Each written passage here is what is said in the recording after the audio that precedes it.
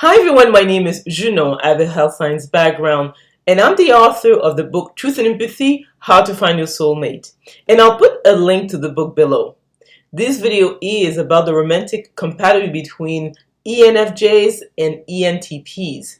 I think most people have asked themselves the question, who's the best match with another person based on certain characteristics? And I think that MBTI personality types is a good starting point.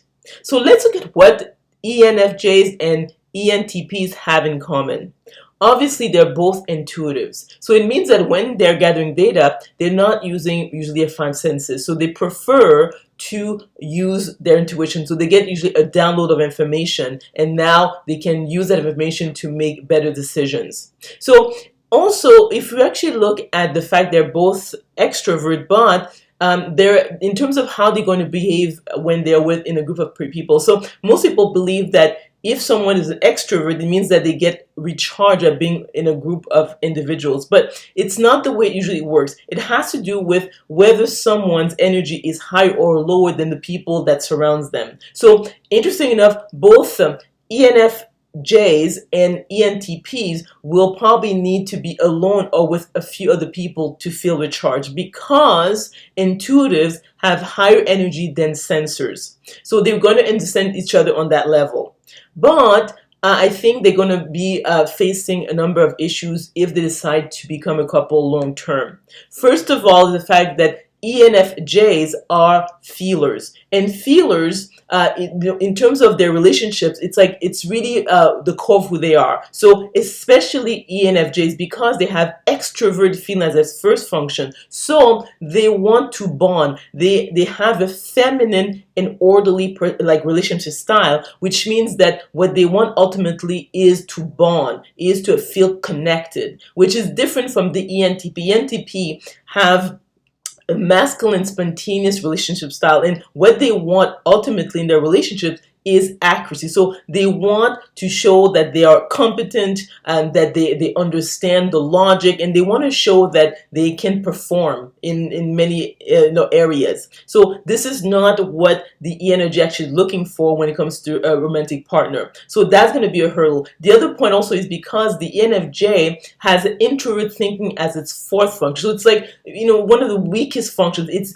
For most ENFJs, it's difficult to actually be able to look at the logic of any situation, and also they're not good at math and science. And ENTPs, the theme of their lives is knowledge and power. They're very much into that, especially they like to explore, to test, to do different types of experiments, and so it's going to be difficult for them to have the conversations with the ENFJ, because this is not an area they're comfortable with or we understand, or even they don't even are interested in those type of topics. They are very much about the human element, so they like to talk about its spirituality, emotions, relationships, and this is not the area that the ENTP feels comfortable or competent in. So that's going to be an issue there. And the other aspect is that the ENFJ is more intuitive than the ENTP. So in other words, they are more in touch with the spiritual world than the ENTP, and most when it comes to thinkers, but specifically ENTPs and INTPs, they tend to be atheists. So if they're discussing, very soon the ENFJ may feel attacked or not feel understood, because the theme of their lives as intuitive feelers is meaning and spirituality. So it's at the heart of who they are. And the ENTP, it doesn't look at it that way. And if you look at their brain dominance, that the ENFJ has a slow alpha brain dominance, which means about 7 cycles per second, whereas the ENTP, in terms of their brain dominance, it is alpha, which is around 9 to 10 cycles per second. Because it's an ENTP, it's probably 10 cycles per second. So in other words, they're not looking at the world the same way. That since the ENFJ is very intuitive and has slow alpha brainwave dominance, is that it's very much into the spiritual world and it has to do with meaning and feeling, whereas the ENTP is really much more about logic and the scientific method, so they won't have much to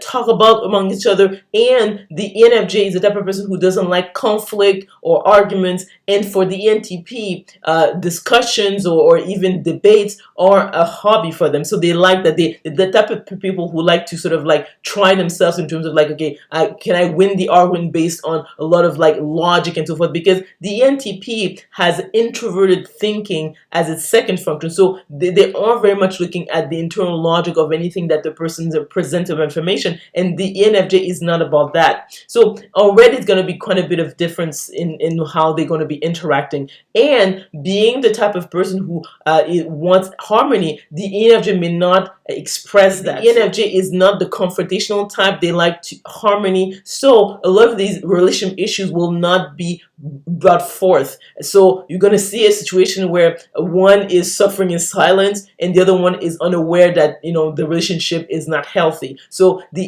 ENTP may not realize that they are stepping on the ENFJ's toes over and over again. So I would say that this pairing is not something I would encourage people to do, because long term, especially on the intuitive feeler side, they're going to feel dissatisfied. They might have to go outside the relation to get their emotional and spiritual needs met.